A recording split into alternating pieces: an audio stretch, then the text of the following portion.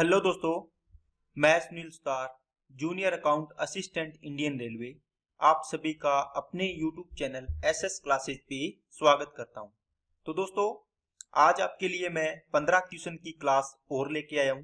तो आपका एग्जाम हो गया है 16 दिसंबर का। तो आपने देखा होगा काफी अच्छे लेवल का सवाल आया है, बढ़िया लेवल का। तो अपने आरआरबी, जेई और टेक्नीशियन के लिए पहले एक मैंने टेस्ट करवाया था, जो मैंने थोड़ा सा लेवल इसका बढ़िया रखा था, ठीक है ना, क्योंकि मेरे को पता था कि इसका जो जेई और जेई का पेपर आएगा तो वो पेपर थोड़ा सा अच्छा बनेगा, ठीक है ना। तो इसलिए मैंने इसका लेवल ऊपर रखा। आज मैं आपके लिए एक टेस्ट और डाल रहा हूं आज की क्लास में। तो आपको कल के पेपर के लिए ये पेपर बहुत ही अच्छा साबित होगा, आपके लिए बहुत फायदेमंद होगा। तो ये 15 से 16 सवाल मैं लेके आया हूँ, बहुत ही अच्छे लेवल के, बढ़िया लेवल के सवाल लेके आया हूँ। तो अपने क्लास को स्टार्ट करते हैं बिना किसी देरी के। दोस्तों, क्वेश्चंस को मैं जल्दी जल्दी सोल्व करता जाऊंगा, जैसे एग्जाम में अपने को करने होते हैं, ठीक है। अब इसमें कॉन्सेप्ट नहीं बताया जाता कि ऐसे करना होता है, ऐसे करना होता है। मैं आपके सामने क्वेश्चन लिखूंगा, आप वीडियो को रोको, उस क्वेश्चन को करने की कोशिश करो और उसके बाद उसका सोल्यूशन देखिए, ठीक है ना। तो चलिए क्लास को स्टार्ट करते हैं। अगर आप चैनल पे नए हो तो चैनल को सब्सक्राइब कर लो और बेल आइकन पे क्लिक कर लें, जिससे आपको वीडियो की नोटिफिकेशन समय पर मिलती रहे। और दोस्तों, एक अपने एनटीपीसी के लिए, एनटीपीसी सीवीटी 1 और सीवीटी 2 के लिए अपने क्लासेस स्टार्ट की है। सिंप्लीफिकेशन की क्लास अपने डाली हुई है पहली। आप यहाँ पर प्लेलिस्ट को विजिट करें और उसमें आप क्लासेस देखें। और सीवीटी 2 के लिए भी आपके लिए ये सीरीज बहुत ही कामगार साबित होगी। बढ़िया लेवल से लेके मैं इसको चल रहा हूँ। ओके, चलिए अब अपने क्लास को स्टार्ट करते हैं। देखो, पढ़िए सवाल को और करने की कोशिश करिए। एक वृत्ताकार रास्ते की आंतरिक परिधि 1408 मीटर है और रास्ते की चौड़ाई 7 मीटर है। 6 रुपए प्रति मीटर स्क्वायर की दर से उस रास्ते को समतल करने की लागत कितनी होगी। दोस्तों, आपको पता है एक इस प्रकार आंतरिक वृत्त दिया हुआ है, आंतरिक रास्ता, ठीक है, आंतरिक परिधि दी है। कोई भी रास्ता इस प्रकार वृत्ताकार है, इसकी आंतरिक परिधि दी है, मतलब इसकी परिधि दी है इस वाले की। इसका मतलब यहाँ से 2 पाई आर बराबर 1408 हो जाएगी। यहाँ से आर की वैल्यू निकालो, 1408 बटे में 2 इंटू 22 और 7 ऊपर चला जाएगा। 22 से इसको काटो, 22 छिके 132, 8 22 चौके 88, 2 से काटोगे 32, तो 32 इंटू कितना आ गया दोस्तों, 7 आ गया, ठीक है। इसको मल्टीप्लाई करो, 7 दूनी 14, 7 21 और 1 22, तो ये इसकी क्या आ गई, रेडियस आ गई। इसकी चौड़ाई देखो कितनी है, 7, तो बाहरी रेडियस कितनी आएगी दोस्तों, 224 प्लस 7 हो जाएगी, कितनी होगी, 231 होगी। अब आपको रास्ते का क्षेत्रफल निकालना है, तो क्या होता है, pi R square minus small R square होता है। तो पाई की वैल्यू 22/7, आर ये देखो आर प्लस आर और आर माइनस आर कर लो, इसको ए स्क्वायर माइनस बी स्क्वायर वाले से आसान हो जाएगा। तो इन दोनों को ऐड करना है, आर प्लस आर कितना था, आपने लिखा होगा यहाँ पर 231 का स्क्वायर माइनस 224 का स्क्वायर, ठीक है। इसको मैंने तोड़ के ये लिख लिया, 231 और इसको तोड़ो कितना आएगा, इनको जोड़ो, 4 और 1 5 हो जाएगा, और ये हो गया 5 और ये हो गया 4, इनका डिफरेंस कितना आएगा, 7 आएगा। 7 से 7 कैंसिल हो गया, आपके पास बचा है 22 इंटू 455। अब दोस्तों, इतना एरिया आ गया मीटर स्क्वायर। आपको इसको 6 रुपए 1 मीटर स्क्वायर का खर्चा है, इसका मतलब 6 से गुणा कर दो, ठीक है। तो इसको मल्टीप्लाई करो, मल्टीप्लाई 6 5 30, 30 दूनी 60, तो थोड़ा सा करना पड़ेगा इसमें, तो 22 से कर लो, 22 चौके 88, 22 5 110, 22 5 110, 0 1 9 और 1 10 हो गया, 9 और 1 10 हो गया, और 6 से मल्टीप्लाई कर दो इसको, 6 0 6 हो गया, 0 0 6, तो 60,060 इसका आंसर आ जाएगा। नेक्स्ट, जब 6 12 18 और 28 में से प्रत्येक में x जोड़ा जाता है तो इस तरह प्राप्त संख्याएं एक अनुपात में होती है, मतलब समान अनुपात में होती है। तो आपको x की वैल्यू निकाल के और इसकी वैल्यू निकालनी है, इस रेशियो की, 5x प्लस 6 और x माइनस 1, ठीक है ना, x माइनस 1 है ना, हाँ x माइनस 1 है। तो दोस्तों 6/12 का वही अनुपात होना चाहिए जो किसका, 28 का है। इनमें कहता है कि ऐसी संख्याएं जोड़ो, आपको जोड़नी है, है ना, कि समान अनुपात हो जाए, इसका मतलब दोनों बराबर हो जाए। अब क्रॉस मल्टीप्लाई करके सोल्व करना है इसको। कितना आएगा, 28 छिके 168 प्लस का 6x प्लस 28x प्लस का x स्क्वायर बराबर कितना आएगा, 18 को 12 से करो, 18 18 दूना 36 316 आएगा क्या, 18 दे 180 216 आएगा। ठीक है, प्लस 18x और प्लस का 12x plus 12x plus x square हो जाएगा। ठीक है, x स्क्वायर से x स्क्वायर कैंसिल हो गया और ये 168 इधर जाएगा, 28 और 6 34x बचेगा इधर, और 18 और 12 30x इधर आ जाएगा। बराबर में 216 में से 168 माइनस करने आपको, 32 और 16 कितने हो गए, 48 हो गए। इसका मतलब 4x बराबर कितना आ गया, 48। तो x की वैल्यू आ गई 12। 12 पांजे 60 और 6 66 हो गया, और 12 में से 1 गया 11 हो गया। 11 से इसको काट दो, 6 अनुपात है 1। आंसर क्या आ जाएगा, 1 नंबर। नेक्स्ट, 16 संख्याओं का एवरेज 68.5 है। यदि दो संख्याएं 54 और 37 को 45 और 73 से प्रतिस्थापित करते हैं और उनमें से एक और संख्या x हटा दिया जाता है, तो उन संख्याओं का एवरेज 1.5 घट जाता है, 1.5 घट जाता है। तो x का मान ज्ञात कीजिए। दोस्तों, सबसे पहले इसका बेसिक कैसे करोगे, अगर करना हो तो आप बोलोगे सर 16 संख्याओं का टोटल कितना बनेगा, 16 इंटू 68.5 बनेगा।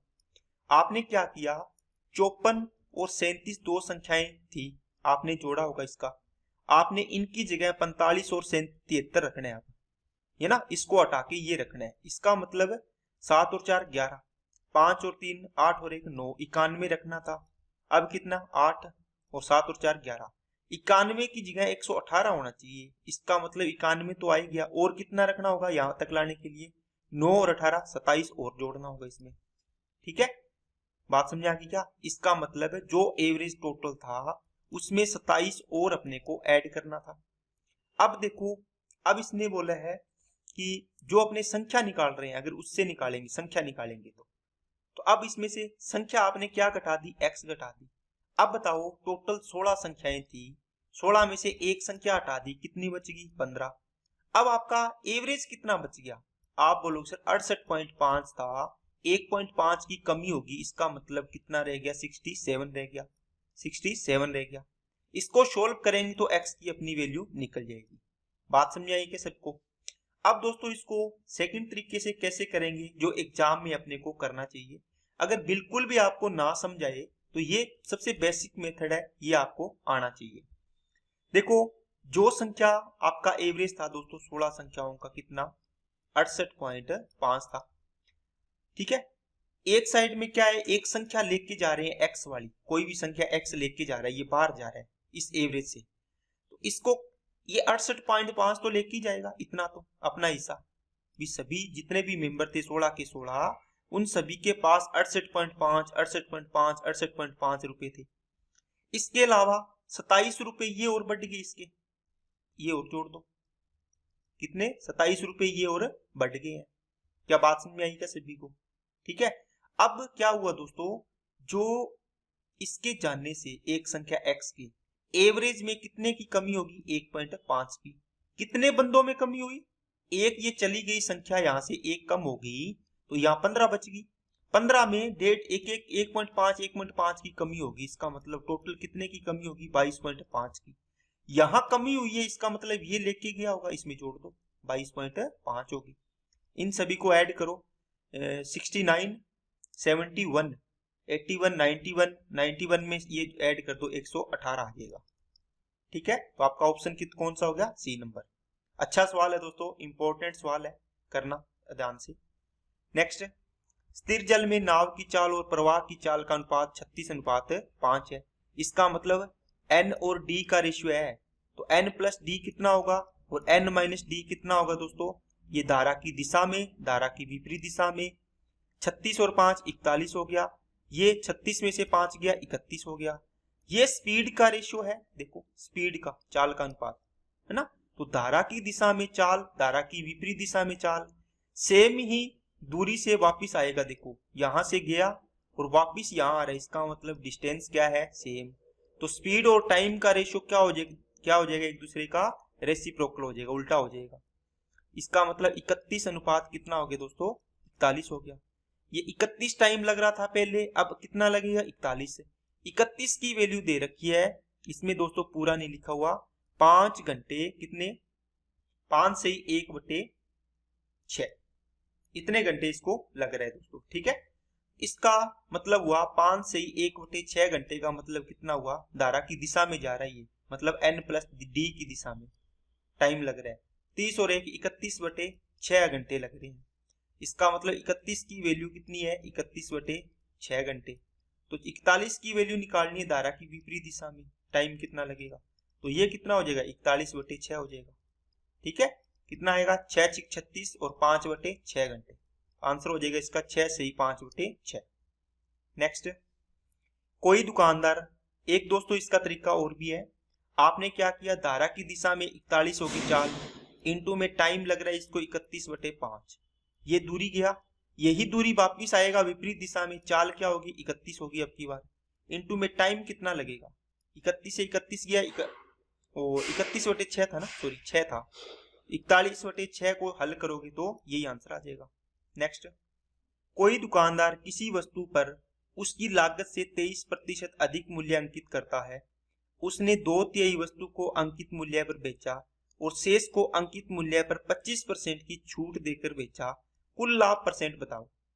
दोस्तों 2/3 मतलब टोटल 3 वस्तु मान लो 3 मोबाइल खरीदे, इसमें से 2 तो बेचे MRP पर, ठीक है, और 1 मोबाइल बेचा इसने किस पर, 25% छूट पर, 1 मोबाइल बेचा इसने 25% की छूट पर। अब देखो CP मान लिया आपने 100 रुपए, SP कितना हो जाएगा, सॉरी MRP कितना हो जाएगा, आप बोलोगे सर इसने बोला है जितना मूल्य था 23% अधिक अंकित कर दिया।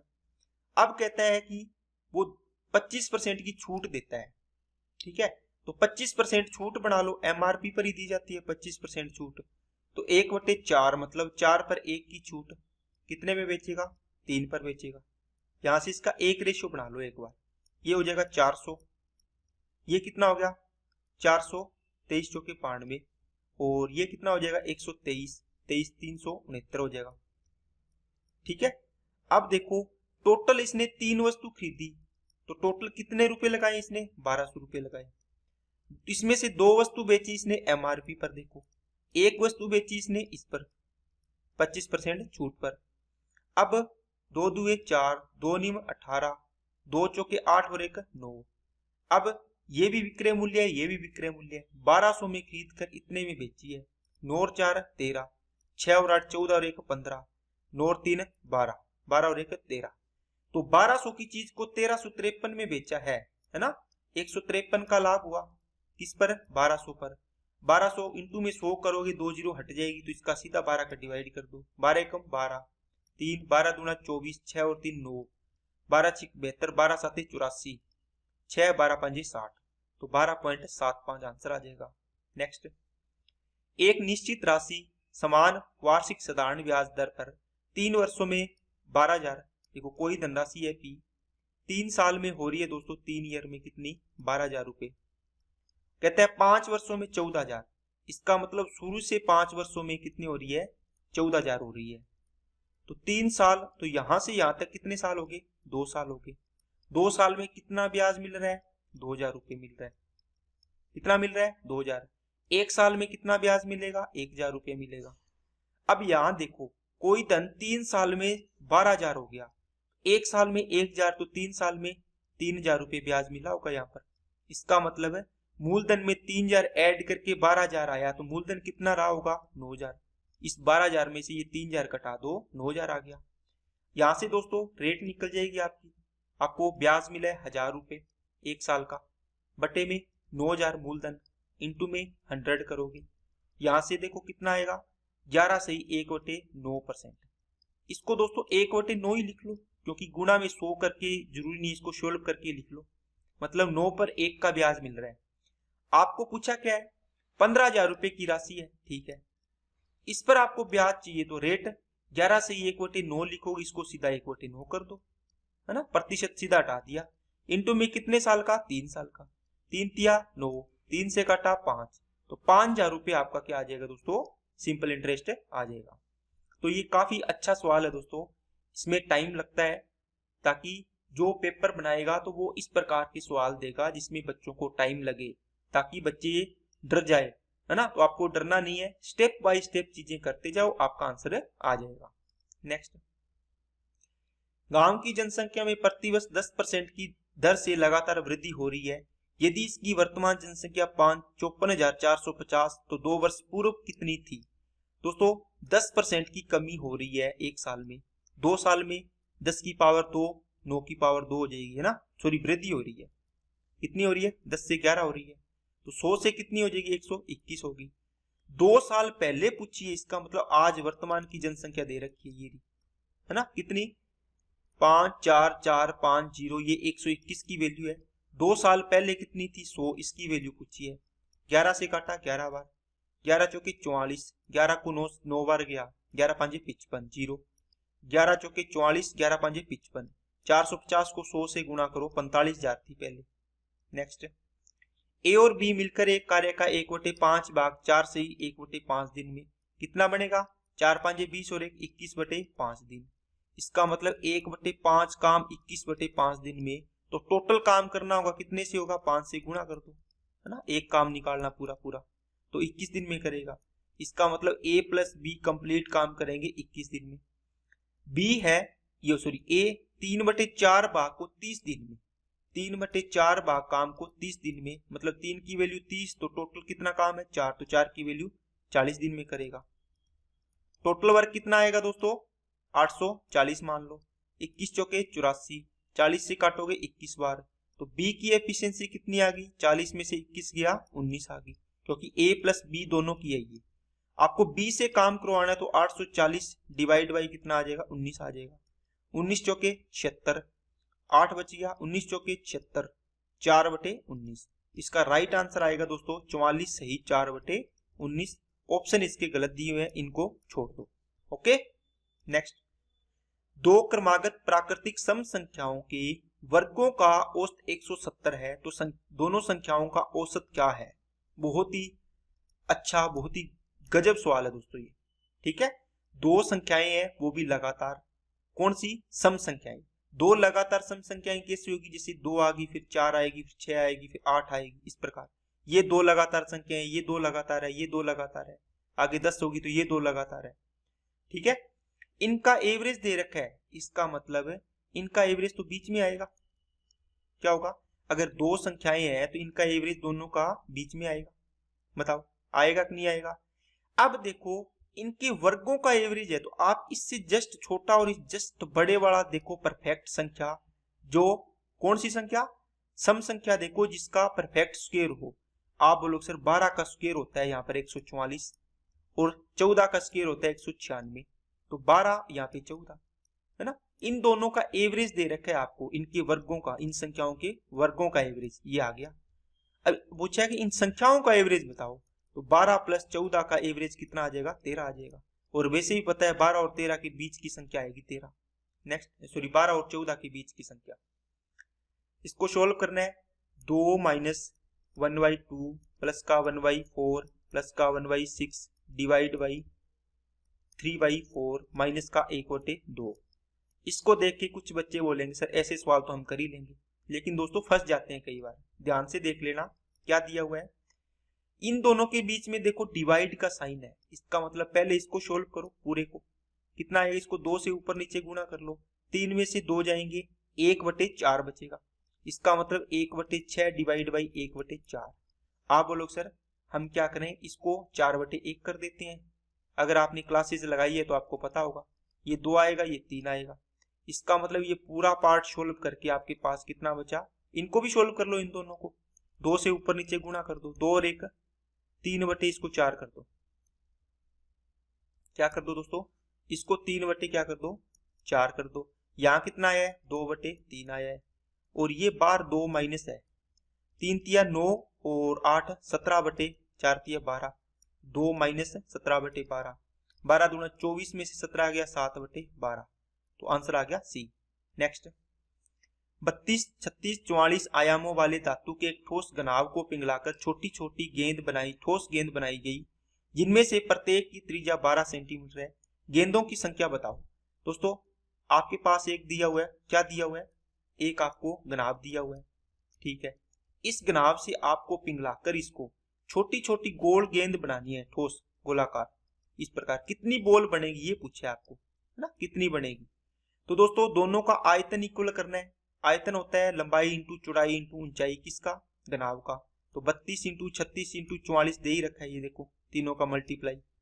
बराबर किसके करना है, आपको n, कितनी n गोलियां बनेगी, कि एक गोली का आयतन 4/3 पाई आर क्यूब होता है, तो 22/7 इंटू आर की वैल्यू कितनी है, 12 इंटू 12 इंटू 12 होगी, ठीक है, ये 12 होगी।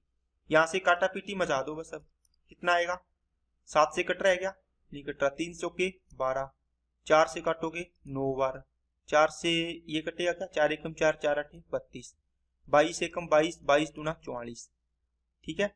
अब आगे देखो दोस्तों, यहां से कट रहा है क्या, 2 से काटोगे 6 12, और 3 तिया 9, 3 से काटा 4 बार, और कट रहा है कुछ, और 6 चौके 24, और 8 तिया देखो 8 और 3 बचा इधर, 8 तिया 24, और 8 6 चौके 24 कट गया, यहां बच गया 7, n/7 बराबर 1, तो n बराबर कितना आ गया, 7, ये आंसर आ गया, ठीक है।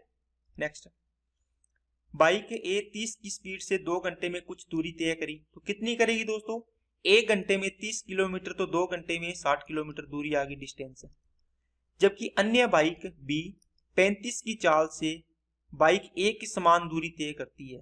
इसका मतलब दोस्तों 35 की चाल से दूरी तय करती है, ए द्वारा लिए गए समय का बी द्वारा लिए गए समय से अनुपात है।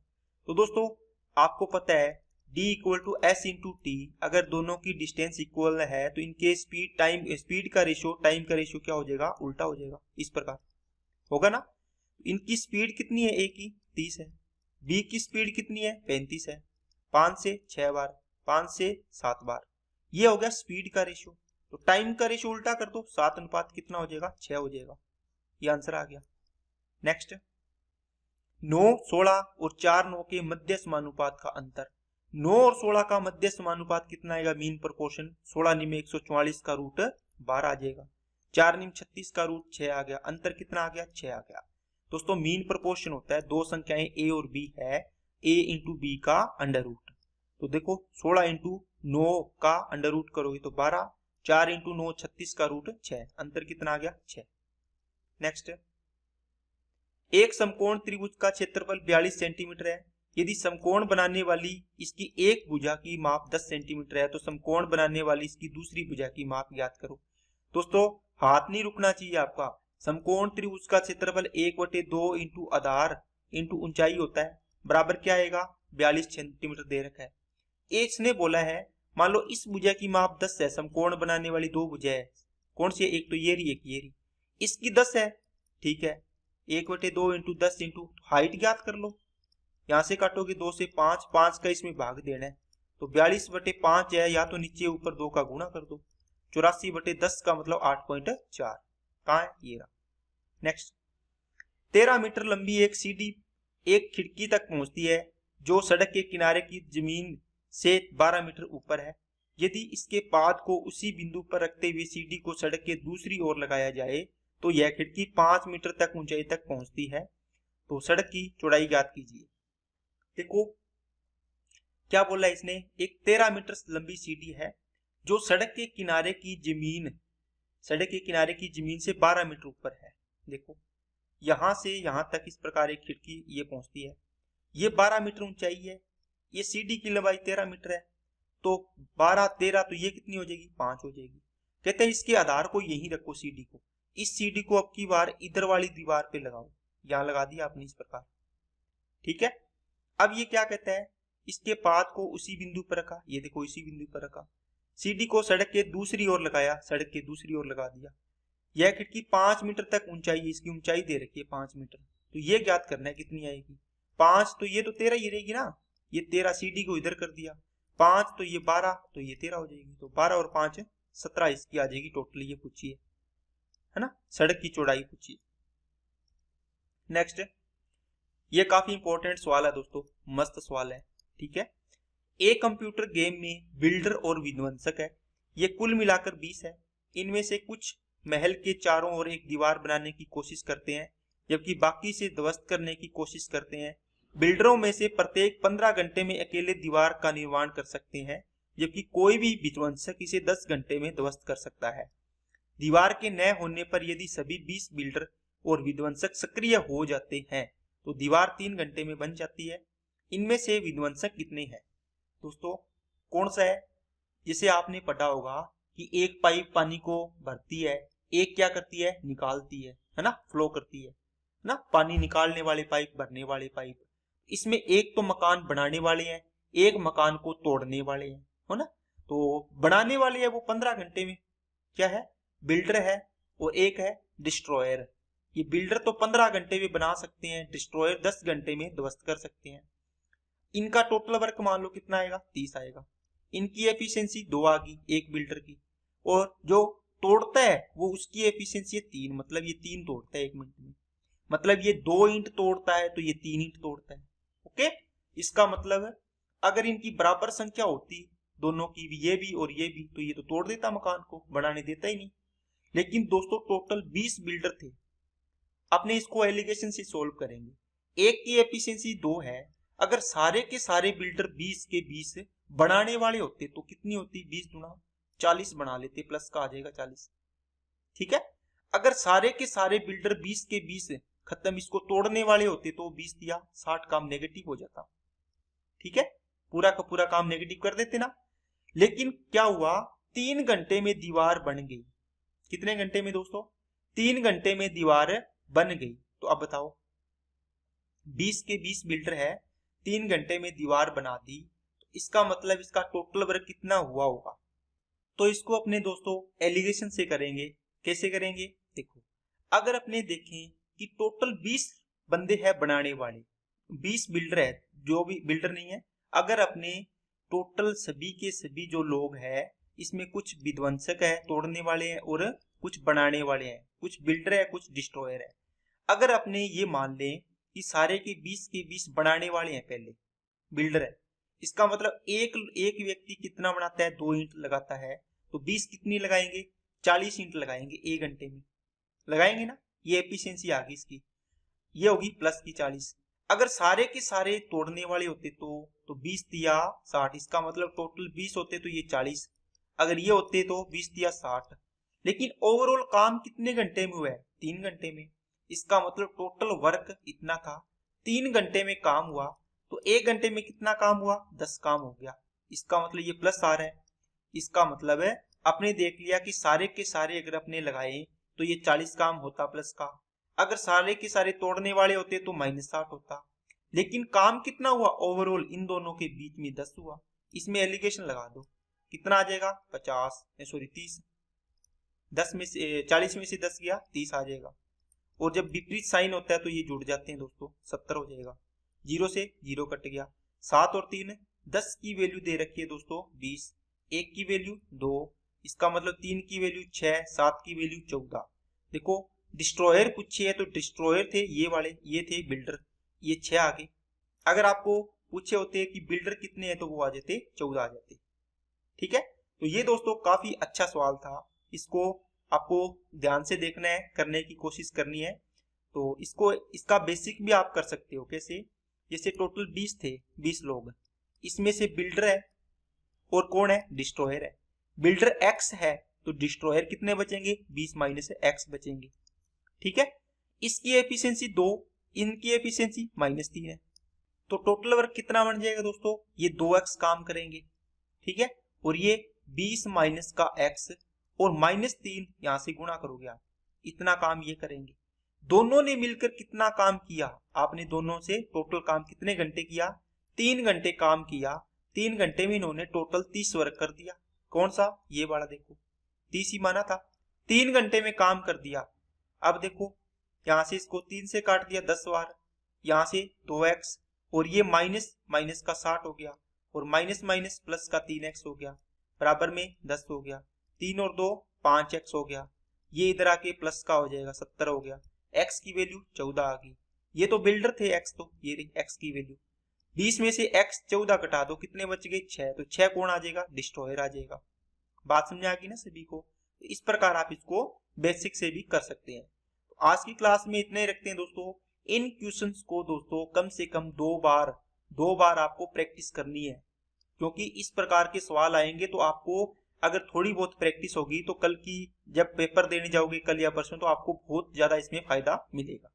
ओके दोस्तों, आज के लिए इतना ही रखते हैं। वीडियो अच्छी लगे तो लाइक करना, चैनल को सब्सक्राइब नहीं किया तो चैनल को सब्सक्राइब करें और बेल आइकन पे क्लिक कर लें और अपने दोस्तों के पास ज्यादा से ज्यादा शेयर करें ताकि उनका भी पेपर में फायदा हो सके।